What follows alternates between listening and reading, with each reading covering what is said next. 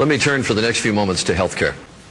Charlie, you really answered the question, you answered it in your question, because you said, how can we afford $1 trillion war and we can't afford health care? Well, that's the reason. The resources are going overseas. We're fighting $1 trillion war, and we shouldn't be doing it. Those resources should be spent back here at home.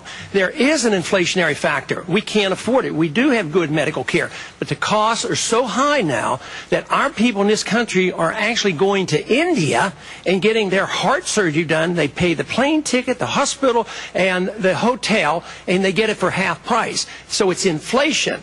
But if you don't understand how inflation comes, we can't solve this problem.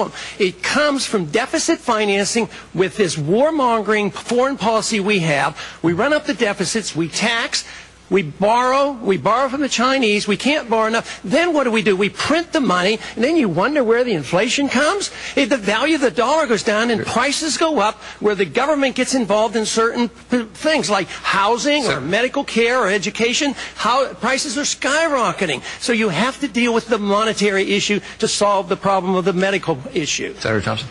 I think there's 2 points I'd like to make. One, I get a little bit worried when we talk about the tamper-proof ID for illegals or immigrants, because how do you do that? Anybody that is an immigrant or looks like an immigrant would have to have an ID, and then you can't discriminate, so everybody's going to have the ID. I think it's opening the door for the national ID, and we should be very, very careful about that. But the one thing that we haven't talked about here is about the economics of illegal immigration. You can't solve this problem as long as you have the runaway welfare state and excessive spending and the wiping out of the middle class through inflation, because that's what directs the hostility, is people are hurting.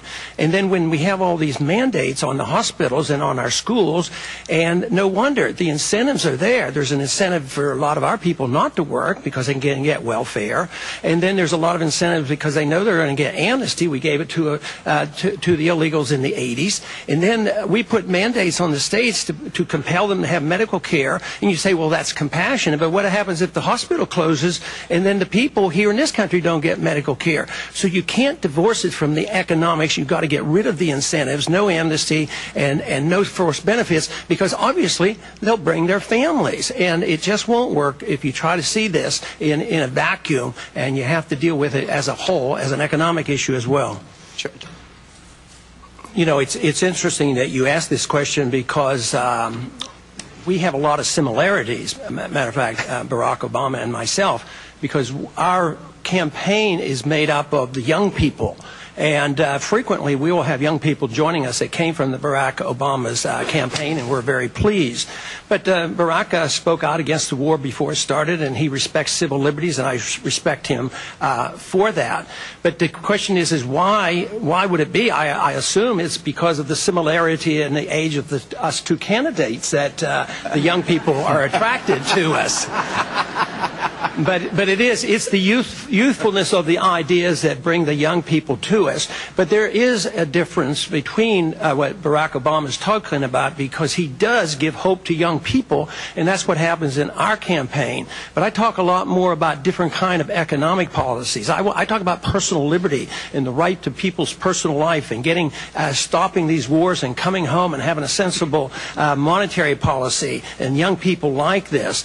But Barack Obama is not going to talk about the goal of getting rid of the income tax and dealing with monetary policy. I mean, he is too much into the welfare state issue, not quite understanding how free market economics is the truly compassionate system. If we care about the poor and want to help the poor, you have to have free markets. You can't have a welfare state in order to try to take care of people.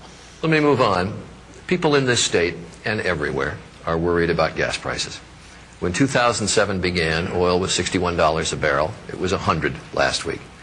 We haven't even begun to see the demand that India and China is going to put on the world's oil markets. Don't you have to, in the end, level with people that gas prices are at this level to stay, and if anything, they're going to go higher? And isn't not to do so intellectual dishonesty? Anybody? Good. I'll be glad to answer that question, because it's something I talk about all the time, and it's a very important question.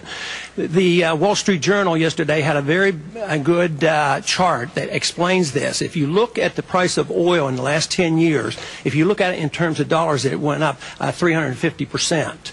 If you look at it in euros, it went up about 200%. If you look at it in the price of gold, it stayed flat.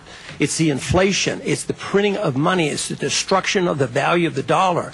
Added on to this, the notion that we go to protect our oil. Oil was $27 when we went over there to get the oil and protect the oil and take the oil from Iraq. There's less than about half the production now in Iraq right now, and we're threatening Iran, and that pushes prices up. It pushes up the concept of supply and demand. But you can't deal with the price of oil without dealing with the supply and demand of dollars. When you devalue the dollar, and the dollar is going down every day, and the further the dollar goes down, the higher the prices of oil going up. We have to understand that. Senator?